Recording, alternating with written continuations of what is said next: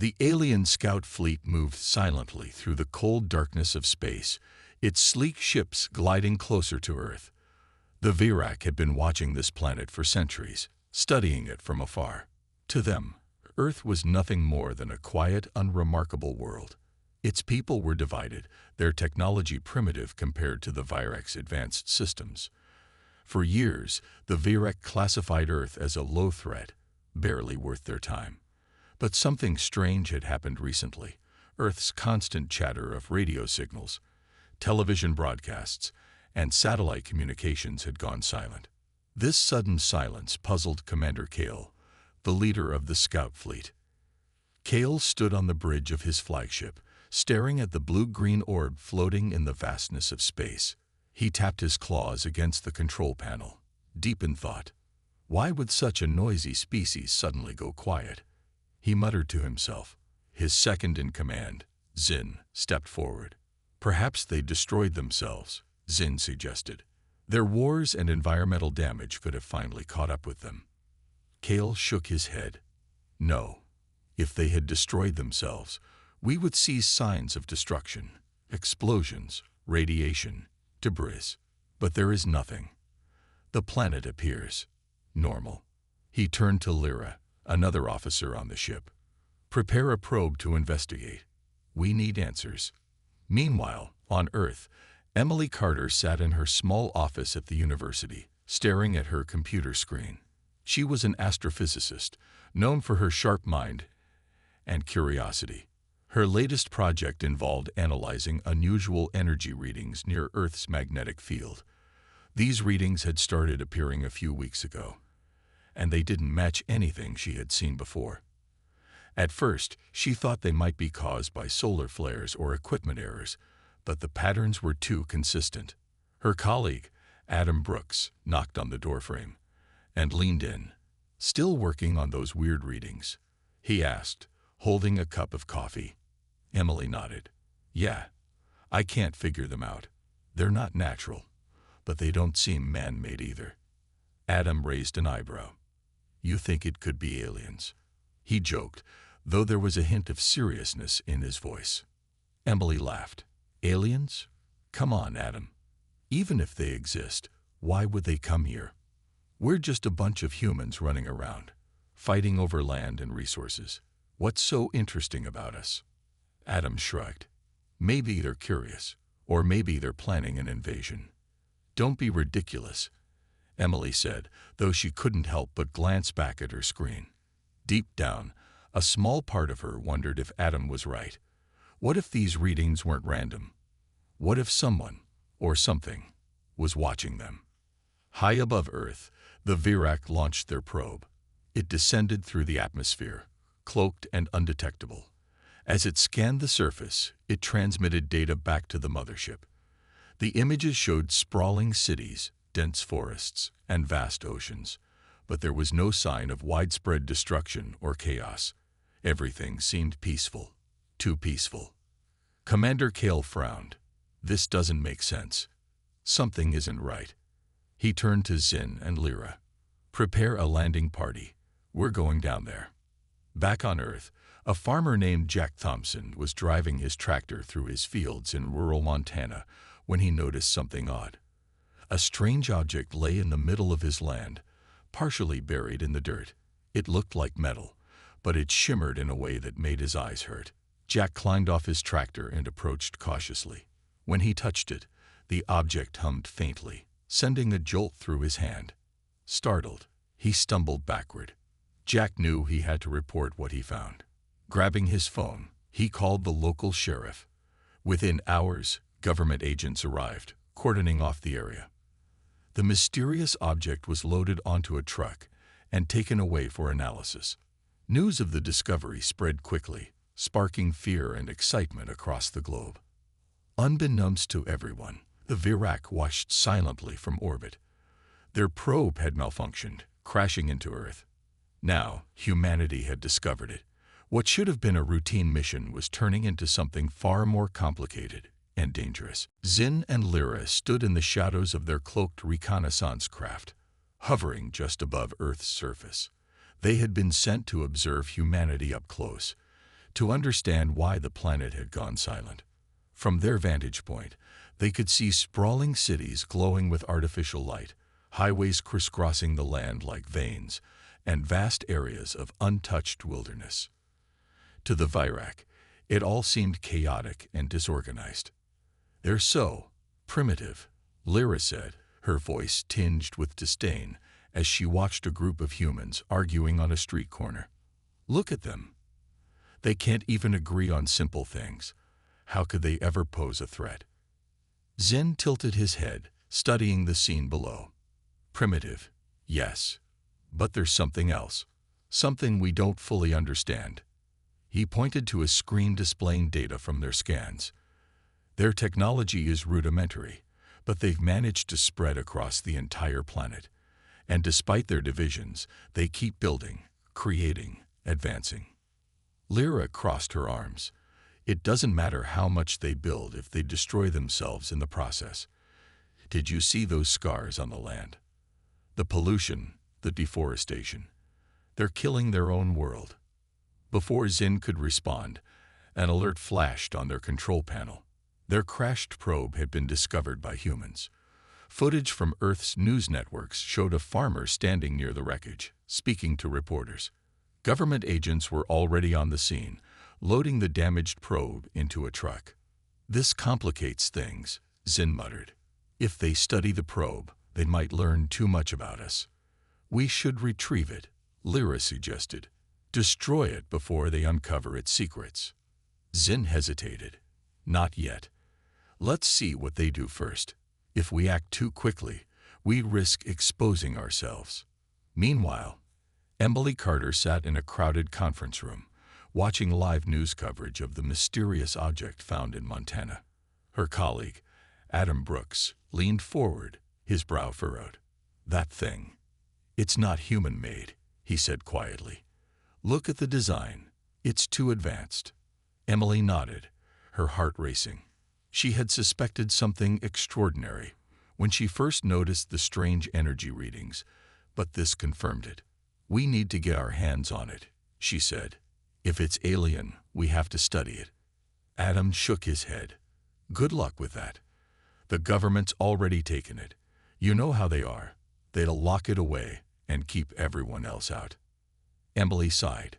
She knew Adam was right, but she couldn't shake the feeling that this discovery was important. Humanity needed to understand what they were dealing with. Back in Montana, Jack Thompson, the farmer who had found the object, was growing uneasy. Government agents had questioned him for hours, asking about every detail of his discovery.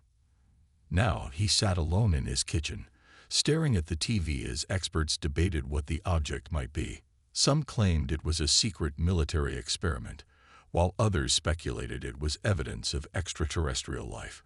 Jack didn't know what to believe, but one thing was certain: the world was watching. As the days passed, tensions rose. Conspiracy theories spread like wildfire, and protests erupted in major cities. People demanded answers, but the government remained silent. Emily and Adam tried to piece together clues from the limited information available, but progress was slow. Then, disaster struck. A rogue faction within the U.S. military decided to take matters into their own hands. General Harold Quinn, a hardline officer convinced that Earth was under threat, ordered a missile strike on the coordinates where the Virak ship was believed to be hiding. The attack launched without warning, a massive explosion lighting up the night sky. But the Virak were ready. Their shields absorbed the blast effortlessly, leaving the ship unharmed. Enraged by the unprovoked assault, Commander Kale gave the order to retaliate. Within moments, the mothership disabled all electronic devices across North America, plunging millions into darkness. Panic swept through the population. Cars stalled on highways, hospitals struggled to operate, and communication networks collapsed. For the first time, humanity realized it wasn't alone, and that it might be outmatched. On board the Virak ship, Zin and Lyra exchanged troubled glances. "This species is unpredictable," Zin said. "They attacked us without provocation. Why would they do that?" Lyra frowned. "Because they're afraid." Fear makes them dangerous. Kale stepped forward, his expression grim. Enough observation. We need to capture one of them. For analysis. Find someone who knows about the object. Bring them here. Zin and Lyra nodded, preparing for their next mission. Below them, Earth continued to spin, its people divided and frightened, but far from defeated. The world was in chaos. The sudden loss of electricity had thrown North America into disarray. Hospitals scrambled to keep life support machines running on backup generators, while panicked citizens wandered the streets, unsure of what had happened. News outlets that still relied on satellite phones reported rumors of an alien attack, though no one could confirm anything. Emily Carter and Adam Brooks watched the unfolding events from their university lab, feeling both horrified and fascinated. "This changes everything," Adam said, pacing back and forth. "They're here, Emily, real aliens, and they just shut us down like we're nothing." Emily nodded, her mind racing. But why? Why would they do this?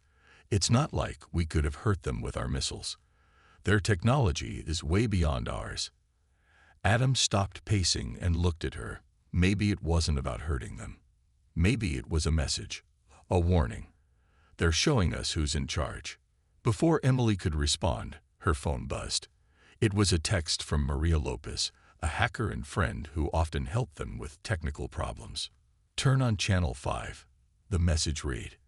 Emily grabbed the remote and switched on the small TV in the corner of the lab.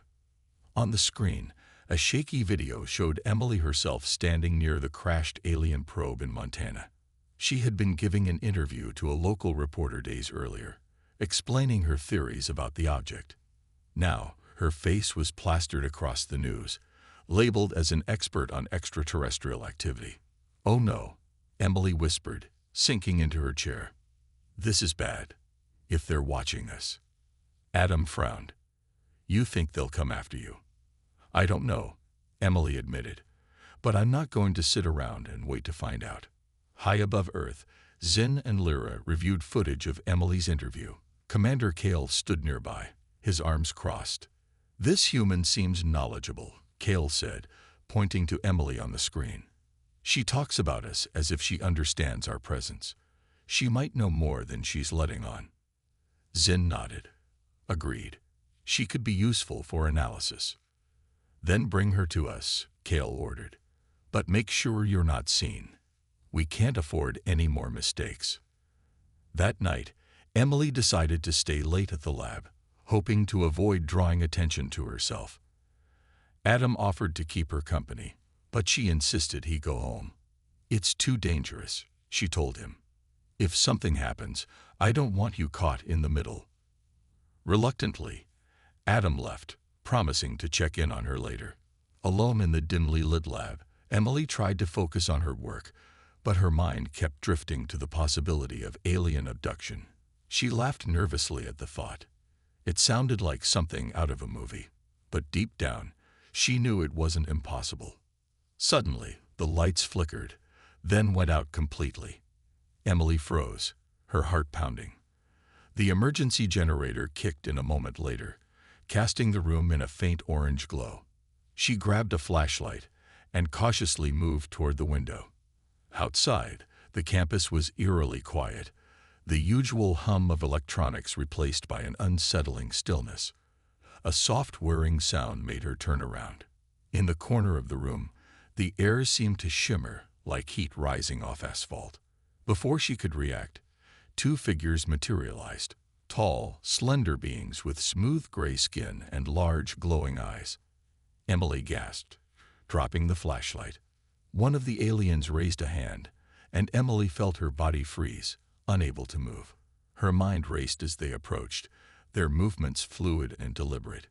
She wanted to scream, to fight back, but she was powerless. The last thing she saw before darkness swallowed her was the faint glimmer of their ship descending through the clouds. Hours later, Adam returned to the lab, calling out Emily's name. When he found the room empty, his blood ran cold. On the floor lay her dropped flashlight, its beam shining uselessly into the shadows. "Calm, Huang Kai," Shi Manyan. Adam's hands trembled as he picked up the flashlight from the floor of the lab. The silence around him felt heavy, unnatural. He called Emily's name again, his voice echoing through the empty halls of the university. There was no answer. His mind raced with possibilities. Had she been taken by the aliens? Was she hurt somewhere? Or worse? He clenched his fists, forcing himself to stay calm. Panicking wouldn't help Emily. He needed a plan. Pulling out his phone, he dialed Jack Thompson, the farmer who had first discovered the alien probe. Jack answered on the second ring, his voice gruff but alert. "Adam, what's wrong?" Jack asked, sensing the urgency in Adam's tone. "It's Emily," Adam said quickly. "She's gone. I think they took her." Jack didn't ask for details. He knew exactly what Adam meant. "Where are you now?" "At the lab. But there's nothing here, just this flashlight, and a weird feeling that something big happened here." "I'll be there in 20 minutes, Jack said firmly. "Don't touch anything until I get there." While waiting for Jack, Adam tried to piece together what might have happened. He replayed the events of the past few days in his mind.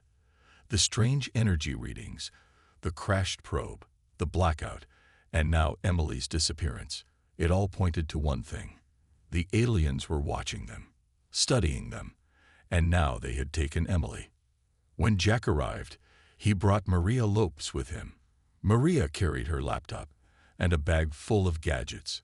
She was already typing furiously before she even sat down. "If they're using advanced tech, maybe I can track it," she explained without looking up. "But I'll need access to satellite data or something close to it." Jack nodded. "We'll figure it out.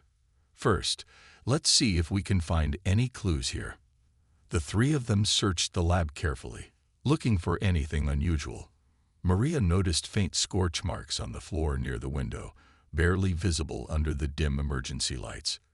"Looks like some kind of energy discharge," she muttered. "Could be how they got in or out." Adam swallowed hard. So they were definitely here. And they took her. Maria turned to him, her expression serious. "We'll get her back. But we need to move fast.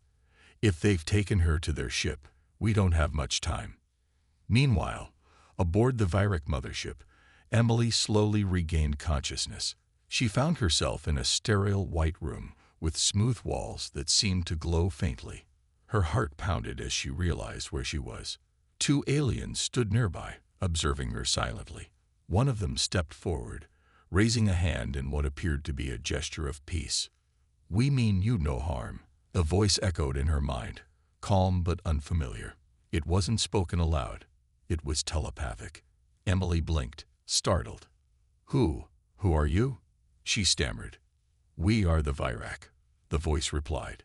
"You are safe. For now." Emily struggled to keep her fear in check. "Why did you bring me here? What do you want from me?" The other alien tilted its head, studying her closely. "You spoke of us on your primitive broadcasts. You seem to understand our presence. We wish to learn more about your species." Emily hesitated. These creatures were clearly advanced, but there was something curious about them, almost cautious. "Humans aren't as simple as you think," she said carefully. "We adapt, we survive, and we don't give up easily." The first alien exchanged a glance with its companion. "Survival is not the same as progress," it responded. "Your planet is chaotic. Your people fight among themselves. Why would such a fractured species resist a superior force?"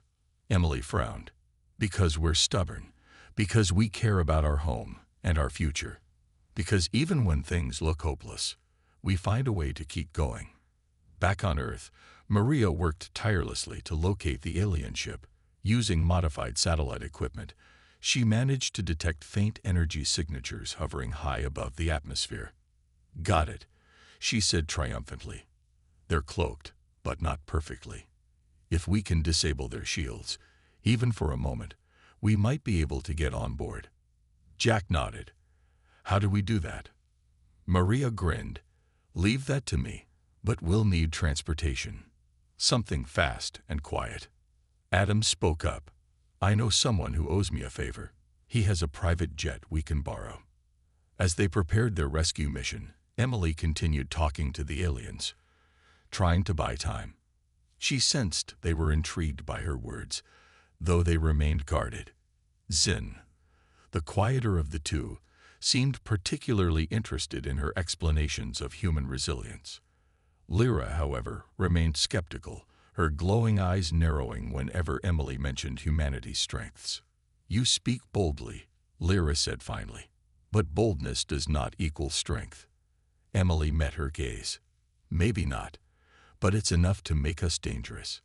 Unbeknownst to both sides, the stage was set for a confrontation that would change everything. The rescue mission was underway. Adam, Jack, and Maria boarded the private jet just before sunrise, their faces tense but determined. Maria had rigged a device to disrupt the alien ship's cloaking technology, hoping it would give them a brief window to locate and board the vessel undetected. The plan was risky, reckless, even, but none of them hesitated. Emily's life depended on it. As the jet climbed higher into the atmosphere, Maria monitored her equipment closely. She adjusted dials and tapped furiously on her laptop, searching for the faint energy signatures she had detected earlier. There, she exclaimed suddenly, pointing to a blip on the screen. That's them. They're holding steady at about 200 miles up. Jack gripped the controls tighter. You sure this thing can handle that kind of altitude?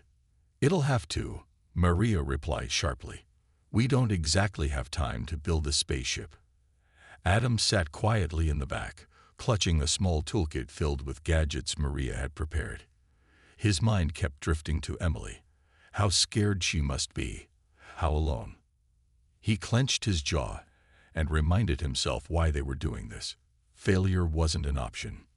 Meanwhile, aboard the Virac mothership, Emily continued trying to reason with Zin and Lyra. She could tell they were divided in their opinions about humanity. Zin seemed genuinely curious about her explanations, while Lyra remained cold and distrustful. Emily decided to focus on Zin, hoping to sway him further. You say we're chaotic, Emily said carefully, but chaos isn't always bad. It forces us to adapt, to think creatively. Look at our history. We've faced wars, plagues, disasters, and yet here we are, still standing. Zin tilted his head, studying her. Your species fights endlessly over land, resources, beliefs. How does that make you strong? Because every fight teaches us something, Emily replied. We learn, we grow, and sometimes we come together. Not perfectly, but enough to keep moving forward. Lyra scoffed. Enough to destroy yourselves, perhaps. Emily shook her head. No, enough to survive. And survival is powerful. Before Zin could respond, alarms blared throughout the ship. Lights flickered, and the smooth hum of the engines faltered momentarily. Lyra turned toward a control panel, her glowing eyes narrowing. Our systems are being disrupted. Something on your planet is targeting us. Emily's heart leaped. Could it be Adam and the others? She forced herself to stay calm, not wanting to give anything away. Back on the jet, Maria grinned as her device worked its magic. Gotcha, she muttered under her breath. Shields are down, for now. Jack steered the plane closer to the invisible ship, guided by Maria's readings. All right, we're in position, he said. How do we get inside? Maria pulled out a small handheld gadget. This should open any standard airlock. Once we're close enough, I'll send out a signal to override their systems. Adam nodded, gripping his toolkit tightly. Let's do this. The team moved quickly, strapping on oxygen masks and preparing to leap from the jet onto the alien ship. Using grappling hooks, they secured themselves to the sleek surface of the vessel. Maria activated her gadget, and after a tense moment, a hatch slid open with a hiss. Inside, the ship was eerily silent. The walls shimmered faintly, and strange symbols glowed along the corridors. The group moved cautiously, sticking to the shadows. Maria led the way, her device scanning for signs of life. or captivity. We need to find Emily fast. Adam whispered urgently. Who knows how long those shields will stay down? As they navigated deeper into the ship, they heard voices ahead. Alien voices. Peering around a corner, they spotted Emily sitting in a chamber, guarded by two Varric operatives. One of them looked uncertain, shifting uneasily, while the other stood rigid with suspicion. That's her, Adam breathed, relief washing over him. Maria frowned.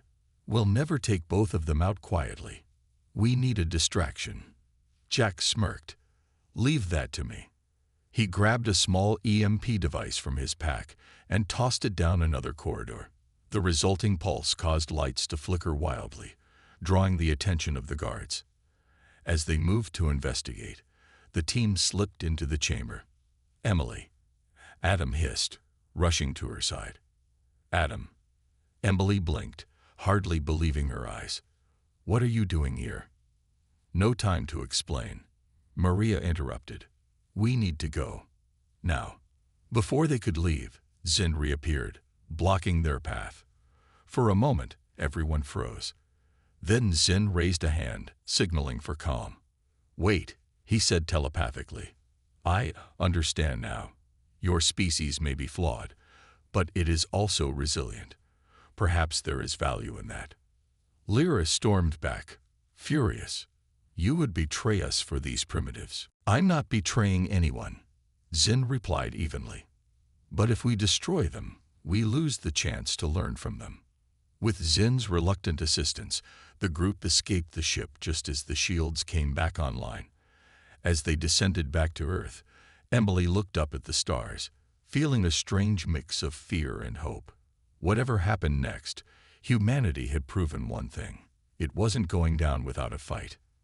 The escape from the Varric mothership was anything but smooth, as Adam, Jack, Maria, Emily, and Zin made their way back to the jet. Alarms blared throughout the ship. Lyra's voice echoed angrily through the corridors, shouting orders in a language none of them understood. Red warning lights flashed, casting an eerie glow over the sleek alien walls. Move faster, Maria urged, clutching her gadget tightly as she led the group toward the airlock. Her device had bought them time, but it wouldn't last long. The Virac were already regaining control of their systems. Jack brought up the rear, keeping an eye out for pursuit. He carried a small EMP device in one hand, ready to use it if necessary. If they catch us, we're done, he muttered under his breath. Emily stayed close to Adam, her heart racing. She still couldn't believe they had come for her, or that Zin, one of the aliens, had helped them. Why are you doing this? She asked him quietly as they ran. Zin glanced at her, his glowing eyes softening slightly. Your species is different. Flawed, yes, but also determined. I want to see what becomes of you. Before Emily could respond, the group reached the airlock.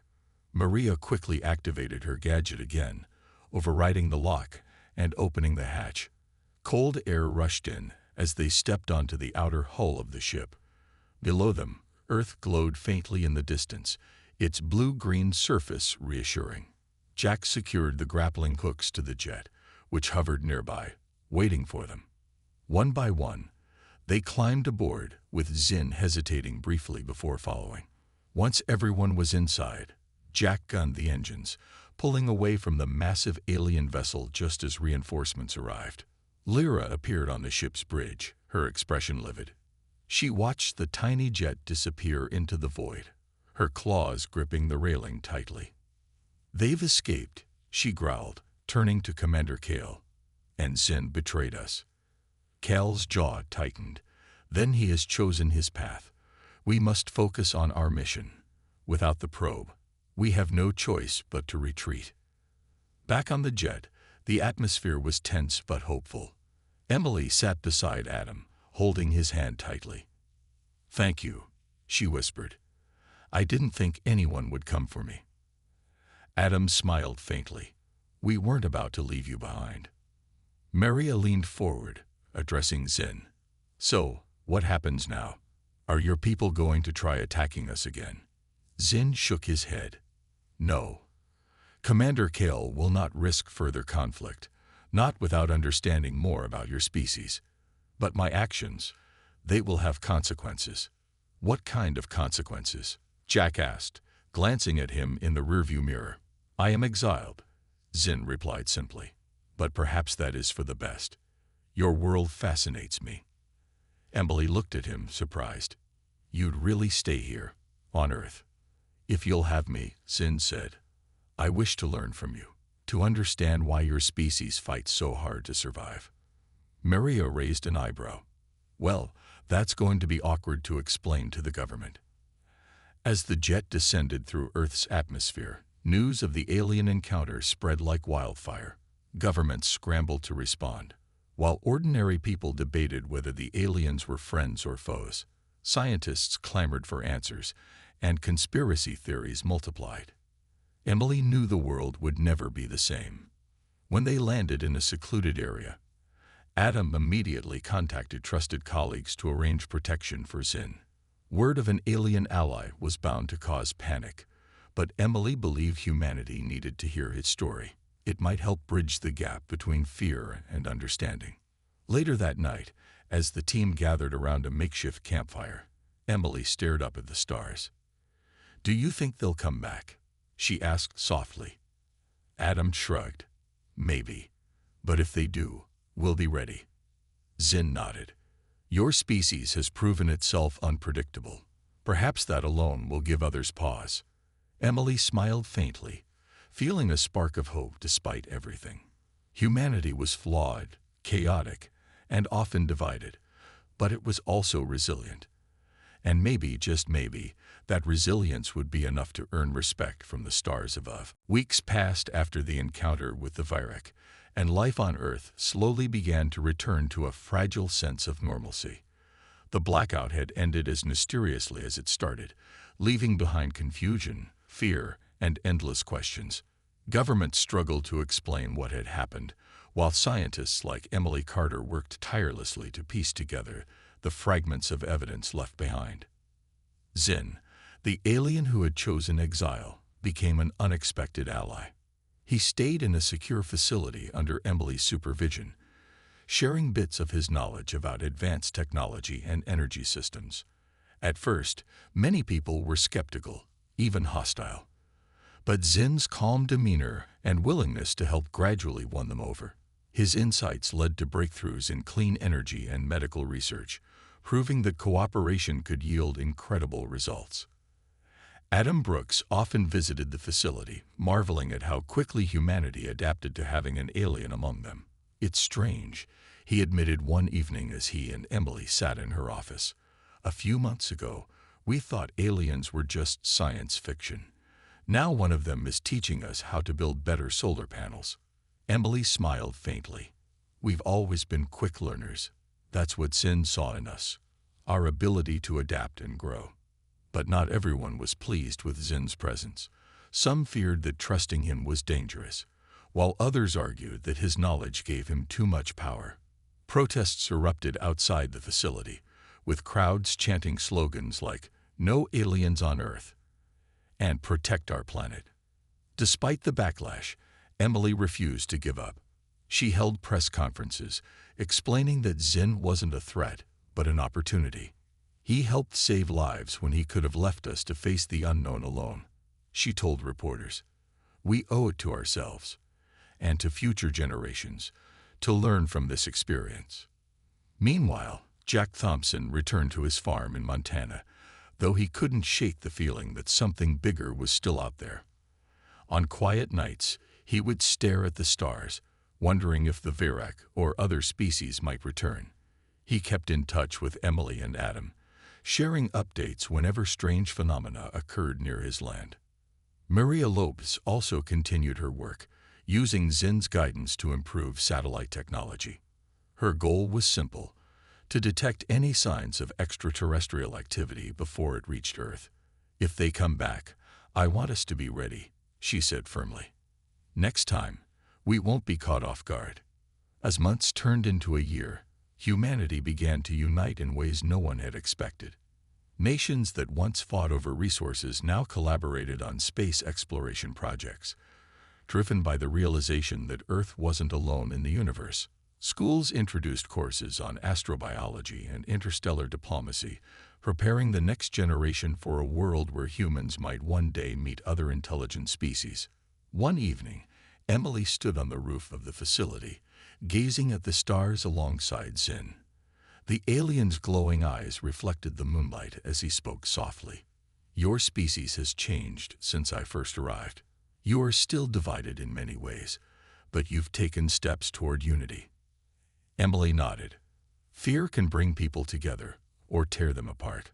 For once, we chose the right path. Zin tilted his head. "And what happens if my people, or others, return? Will you be ready?" "We'll have to be," Emily replied, "because running isn't an option anymore." Far above Earth, the Vyrek fleet drifted silently through deep space. Commander Kale watched recordings of humanity's progress, his expression unreadable. "They are resilient," he murmured to Lyra. "Perhaps too resilient." Lyra frowned. "Do you regret leaving them alone?" "No," Kale said firmly. "But I wonder, will they remain peaceful, or will their determination turn them into a true threat?" For now, the question lingered unanswered. Humanity had proven itself unpredictable, a trait both fascinating and unsettling. And somewhere in the vastness of space, countless eyes watched, waiting to see what Earth would do next. As Emily looked up at the stars, she felt a mix of hope and uncertainty. The road ahead wouldn't be easy, but humanity had faced challenges before and survived. Perhaps that stubborn refusal to give up was exactly what made Earth special.